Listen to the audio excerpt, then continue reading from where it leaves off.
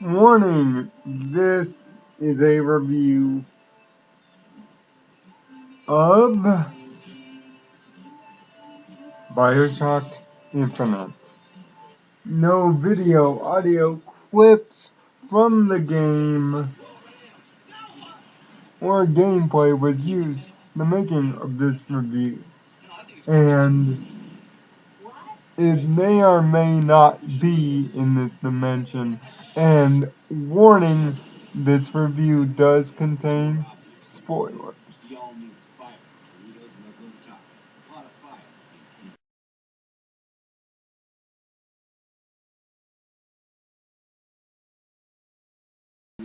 BioShock Infinite.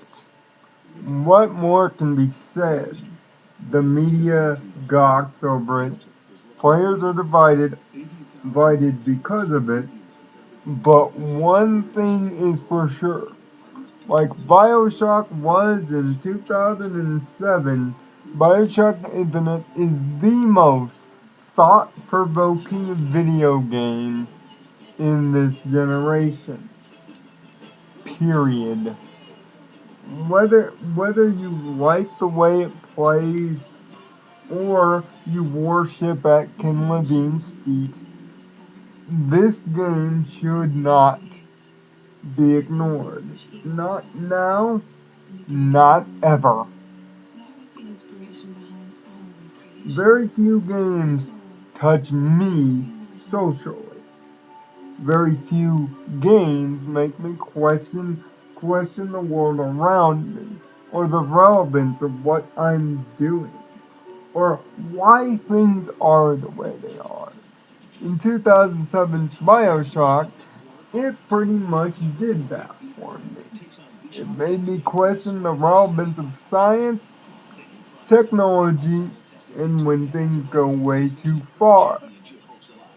What BioShock Infinite does, however, is it introduces a social commentary divided by the fact that the year is about 1918, back before blacks and even the Japanese had equal rights. The game introduces you to an idyllic town in the sky named Columbia, built during the World's Fair. Now you play as Booger DeWitt, a guy who's a little bit down on his luck lately. He works for the FBI, but he's got some old school gambling debts that just won't leave him alone. And now he's been given his last warning and has been sent up to Columbia to get a beautiful and very intelligent young lady known as Elizabeth from Columbia and to bring her back. It sounds like a simple escort mission, but what it turns into is so much more. From time travel to multiple dimensions to abortions to surrogate parents and ultimately for the search and understanding of why there can't be equality in a world that is so idyllic. From the beautiful barbershop quartets to the beautiful vistas, Columbia automatically sends emotions of pure joy and awe. Even for a console that is 7 years old, is the Xbox 360, the graphics that 2K has been able to pump into this game are awe-inspiring and almost impossible not to stare at. And from the hustle and bustle of the town's fair to the heavy crowds of the raffle to when it all goes goes bad and the shooting begins, every person, everything seems to have a breathing life into it that even I can't describe. You must honestly play the game to understand the level of awe-inspiring depth. Although gameplay-wise, it does play out as your standard first-person shooter fare. And especially if you're a veteran of BioShock like I am, and the way that BioShock works is pretty simple. You have a gun in one hand and a plasmid in another, but this time they're referred to as vigors. But vigors, plasmids, it's all the same. There are only 8 vigors in the entire game, but multiple vigors can be easily combined together and switched to at ease. Same, same with the weapons, which there are only a limited amount, with the shotguns and sniper rifles having the most power, while the assault rifles and even an upgraded pistol that you can upgrade over time happen to be the most versatile. Rocket launchers and grenade launchers are in the game, but there aren't that many useful points to having them other than taking care of big crowds, which can be easily taken care of with the vigors. But the biggest thing, and BioShock has been its crowning achievement, whether you're a gamer like me or part of the media, is Elizabeth herself. So much character, so much emotion, expression. It is single-handedly the greatest single character ever depicted in a video game. Period. From minute one that you meet this young lady, you are instantly drawn to protect her. Your parental instincts kick in. Your fear as the crowds get bigger as Elizabeth is huddled up in a corner gives you the sense of danger. But she's intelligent enough to stay out of trouble and out of the way, and also intelligent enough to carry the game's beautifully done conversations between firefights. You really get a sense between Elizabeth and Booker, a naturally growing and evolving relationship. From the almost childlike innocence when you first release her from her Sky Eye prison to when she turns on you after after promising her to go to Paris, but you turn the blimp right around in New York to ship her back to your employers to ultimately the revelation that Elizabeth is your long lost daughter and the father daughter connection near the end of the game. The relationship is beautifully voice acted and expressed in ways that no other game this generation has been able to pull off.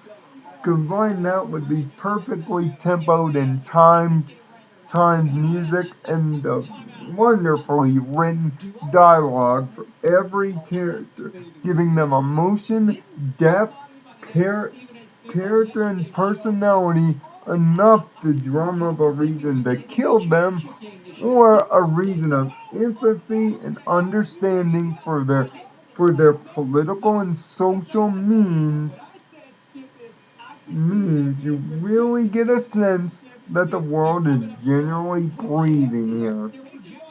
But the biggest thing that Elizabeth provides is something unheard of in terms of partner AI.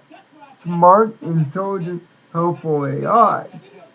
Sure, Elizabeth being able to give you a health pack when you need it just in time, or using her power to create tears, which is warps in space-time, to give you a turret to take out enemies, a wall to take cover, or even to spawn weapons, vendors, or even hooks through the very exciting and very exhilarating skyhook mechanic.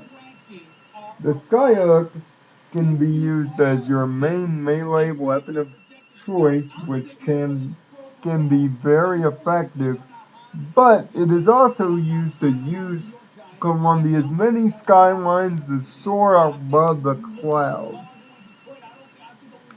These sections are fast, exhilarating, and awe-inspiring, and even gunfights can happen on top of these huge skylines. These thrilling set pieces are often too few and far between to describe, but when you do get these moments, you you almost wish you could play more of them, which is the drawback of this brilliant mechanic.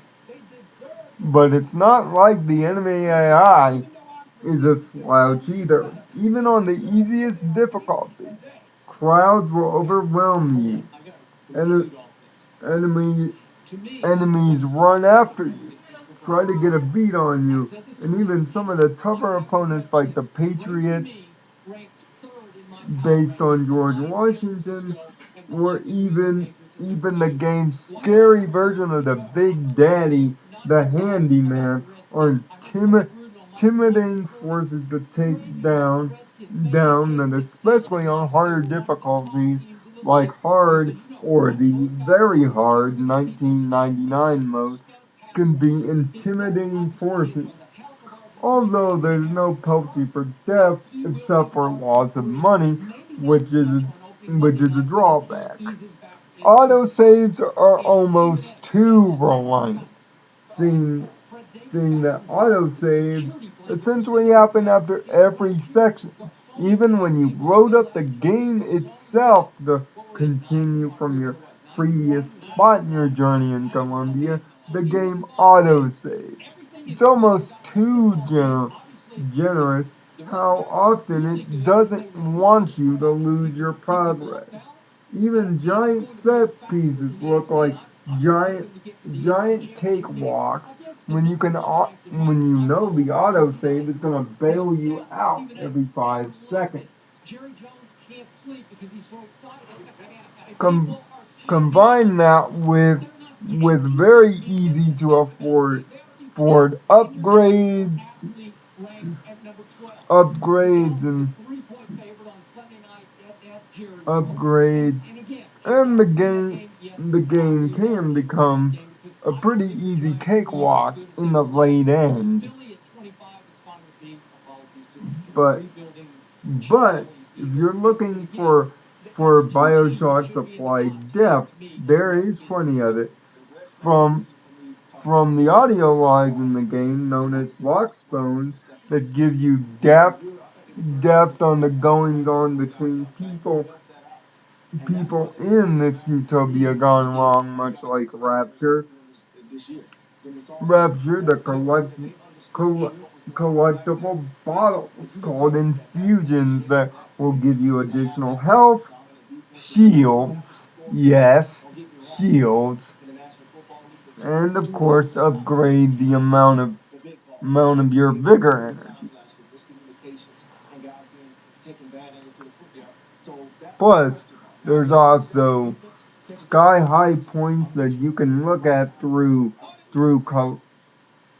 through sky telescopes, and even silent movie style kaleidoscopes that also give you great depth, are done in the tradition of 1920 silent newsreels that can add additional depth to Colombia's history. there's so much story to tell, and even as you're running through the main game, trying to get to the bottom line of the whole point, the fact that everything has a detail, everything has a point. There's so much implied depth. Even the ending itself can be interpreted to your own ways of understanding that even I, as a reviewer, have to point out that the ending to BioShock Infinite is often too smart for the audience that plays modern day video games. It may be too complex for the majority of the audience to understand completely.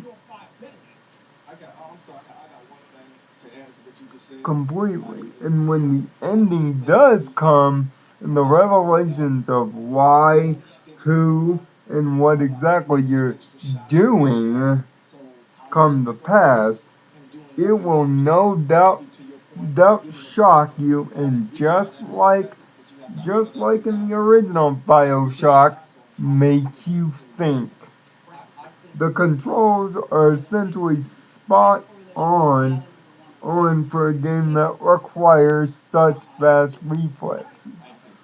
Although although some gamers in the media might call the run and shoot path to success here repetitive, the story, the depth, and just the overall world and character of BioShock almost make me ignore the fact that it plays like a standard shooter.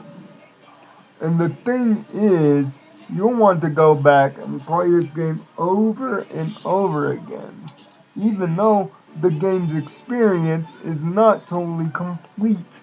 There's still DLC coming for the game, including the first return to Rapture since BioShock 2 and the DLC coming soon called Burial at Sea.